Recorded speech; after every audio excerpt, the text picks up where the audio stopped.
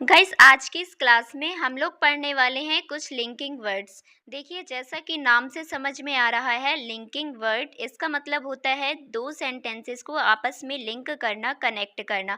अगर आप अपने सेंटेंस को लॉन्ग बनाना चाहते हैं, दो सेंटेंसेस को कनेक्ट करके एक सेंटेंस बनाना चाहते हैं, तो आपको ज़रूरत होती है कुछ लिंकिंग वर्ड्स की। और ये लिंकिंग वर्ड्स इतने इम्पॉर्टेंट हैं कि ये आपको हर जगह देखने को मिलेंगे, चाहे न्यूज़पेपर हो, मूवीज़ हो या बुक रीडिंग हो। तो ये लिंकिंग वर्ड्स आपको आने ही चाहिए। तो बिना किसी देर के चलिए क्लास को स्टार्ट करते हैं। तो देखिए सबसे पहला हमारा लिंकिंग वर्ड है हैविंग सेड दैट। इसका मतलब होता है के बावजूद भी। देखिए इसका यूज़ हमें कब करना है, इसका यूज़ हम तब करते हैं जब पहले हम कोई बात कह चुके हैं और अब आप उसमें कॉन्ट्रास्टिंग पॉइंट यानी कि उल्टा पॉइंट ऐड करना चाहते हैं। एग्जाम्पल से समझिए, जैसे कि मैंने कहा मुझे तीखा खाना पसंद नहीं है, इसके बावजूद भी तुम्हारे हाथ की बिरयानी बहुत अच्छी लगी। तो आप समझिए कि पहले मैंने कहा कि मुझे तीखा खाना पसंद नहीं है और उसके बाद मैंने कहा कि मुझे तुम्हारे हाथ की बिरयानी बहुत अच्छी लगी। तो क्या ये दोनों बातें मैच कर रही हैं? बिल्कुल भी नहीं। ये दोनों बातें एक दूसरे से अपोजिट हैं, इसीलिए हम लोग यहाँ पे हैविंग सेड दैट का यूज करेंगे। ठीक है, तो यहाँ पे सेंटेंस बनेगा I don't like spicy food. मुझे तीखा खाना पसंद नहीं है, इसके बावजूद भी हैविंग सेड दैट मुझे तुम्हारे हाथ की बिरयानी बहुत अच्छी लगी। I love the biryani you made. तो यहाँ पे आप लोग देख पा रहे होंगे कि पहले हमने एक सेंटेंस कहा, उसके बाद हमने दूसरा सेंटेंस कहा और इन दोनों सेंटेंस को हमने कनेक्ट किया एक linking word having said that से। तो हैविंग सेड दैट का यूज़ हमें तब करना है जब हम पहले एक सेंटेंस बोल चुके हैं और उसके बाद हमें जो सेंटेंस बोलना है ना, वो पहले वाले बोले गए सेंटेंस के अपोजिट है, मैच नहीं करता है, कॉन्ट्रास्टिंग है, तब वहाँ पे हम लोग हैविंग सेड दैट का यूज़ करते हैं। ओके, चलिए देखते हैं कुछ और एग्जांपल्स। जैसे कि वो बहुत अनुभवी नहीं है, फिर भी उसने स्थिति को अच्छे से संभाला। अब देखिए हमने कहा कि वो अनुभवी नहीं है और बाद में हमने कहा कि उसने स्थिति को अच्छे से संभाला। दोनों बातें एक दूसरे से अपोजिट हैं। अगर वो अनुभवी नहीं है तो वो संभाल नहीं सकता था, लेकिन उसने इस स्थिति को संभाला। तो यहाँ पे भी हम क्या यूज करेंगे, हैविंग सेड दैट का।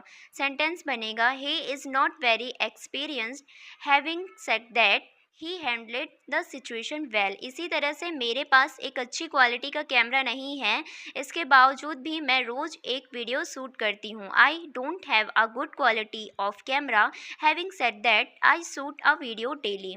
तो हैविंग सेड दैट का यूज कब करना है, जब आप दो बातें करते हैं और दोनों ही बातें एक दूसरे से अपोजिट होती हैं।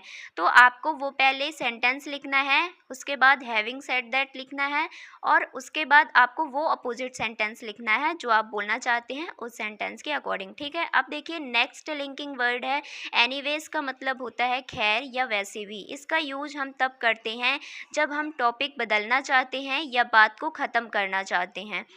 आपने देखा होगा कि अगर किसी टॉपिक पे बात चल रही होती है कुछ लोगों के बीच और उनमें से किसी को वो बात पसंद नहीं आई, वो टॉपिक को बदलना चाहते हैं या उस टॉपिक को एंड करना चाहते हैं, तो वो एक वर्ड यूज करते हैं एनीवे। जैसे कि हम लोग नॉर्मली बोलते हैं ना कि खैर तुम अपना बताओ। तो खैर तुम अपना बताओ ये हम कब बोलते हैं, जब किसी टॉपिक पर हम बात कर रहे होते हैं पहले और हम उस टॉपिक को एंड करना चाहते हैं, तो हम बोलना चाहते हैं कि उसे छोड़ो, खैर तुम अपना बताओ।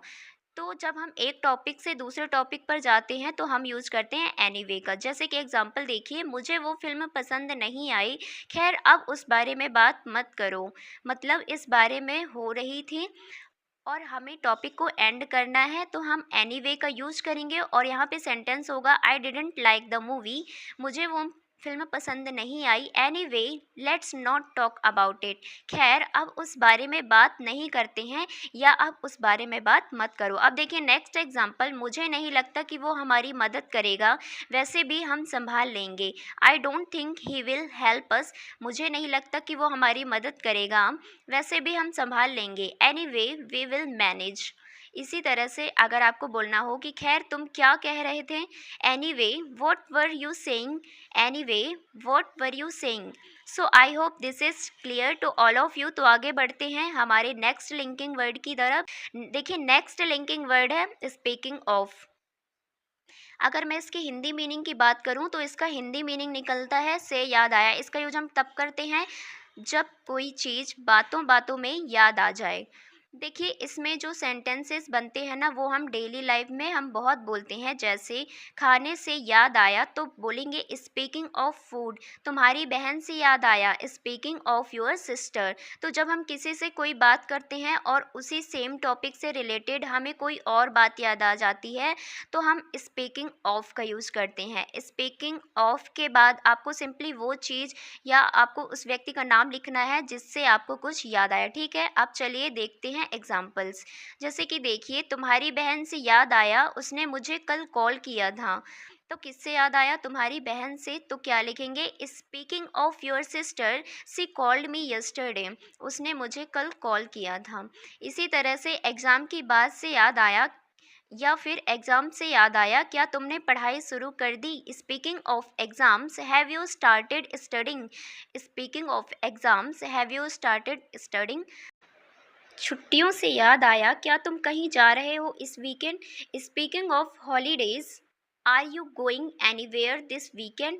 सो आगे देखिए, नेक्स्ट है कन्वर्सली। इसका मतलब होता है इसके विपरीत या उल्टा।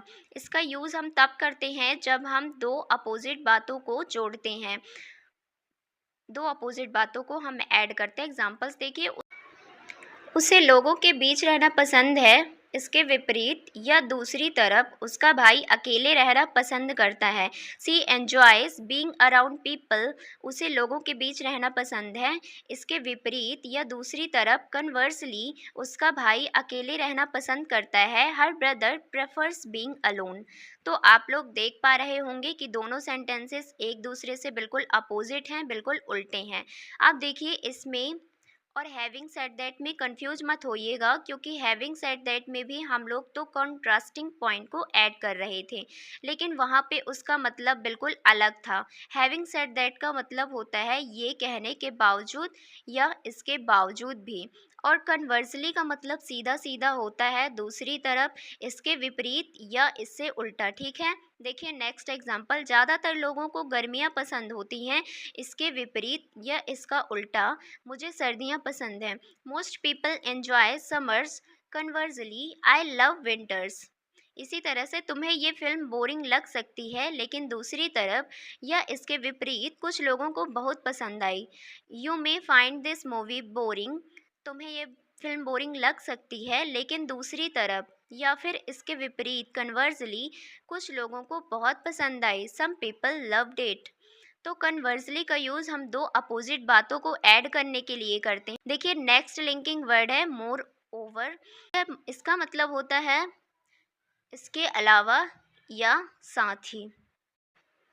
अगर हम इसके एग्जैक्ट हिंदी मीनिंग की बात करें तो इसका एग्जैक्ट हिंदी मीनिंग कुछ इस तरह से भी निकलता है, जैसे इतना ही नहीं इसके अलावा भी, या फिर इतनी ही बात नहीं है इससे भी बड़ी बात ये है कि। तो मोर ओवर का यूज़ हम तब करते हैं जब हम अपनी कही हुई बात में कोई एडिशनल इन्फॉर्मेशन ऐड करना चाहते हैं, कोई एक स्ट्रॉन्ग पॉइंट ऐड करके ये दिखाना चाहते हैं कि बस इतना ही नहीं, या फिर साथ ही साथ, या फिर इससे भी बड़ी बात ये है कि।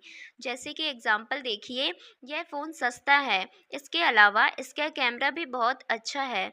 तो देखिए इसके अलावा की जगह पे आप हिंदी के कई सारे वर्ड्स यूज कर सकते हैं, जैसे ये फ़ोन सस्ता है साथ ही इसका कैमरा भी बहुत अच्छा है, या फिर आप इस तरह से भी बोल सकते हैं यह फ़ोन सस्ता ही नहीं, इससे भी बड़ी बात ये है कि इसका कैमरा भी बहुत अच्छा है। तो इन सभी सेंटेंसेस के लिए हम एक ही वर्ड का यूज करेंगे मोर ओवर का। तो यहाँ पे सेंटेंस होगा this phone is affordable, more over it has a great camera. इसी तरह से उसने समय पर काम पूरा किया, और सबसे अच्छी बात या फिर इससे भी बड़ी बात यह है कि उसने काम बहुत अच्छी तरह से किया। ही completed the work on time, more over he did it perfectly.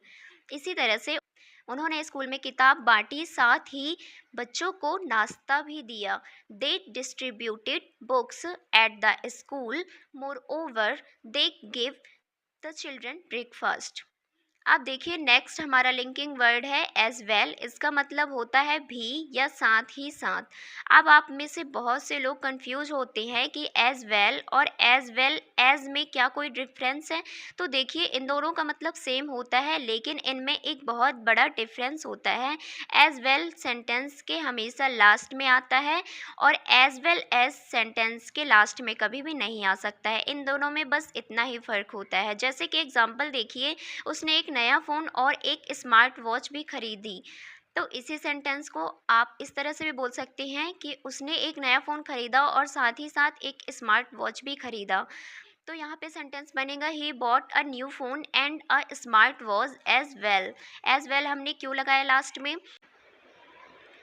As well हमने लगाया है भी या साथ ही साथ के लिए। इसी तरह से अगर क्वेश्चन करना हो कि क्या मैं भी आ सकती हूँ, तो हम बोलेंगे can I come as well. देखिए क्या मैं आ सकती हूँ, इसके लिए हम क्या बोलते हैं, कैन आई कम। लेकिन हमें बोलना है कि क्या मैं भी आ सकती हूँ।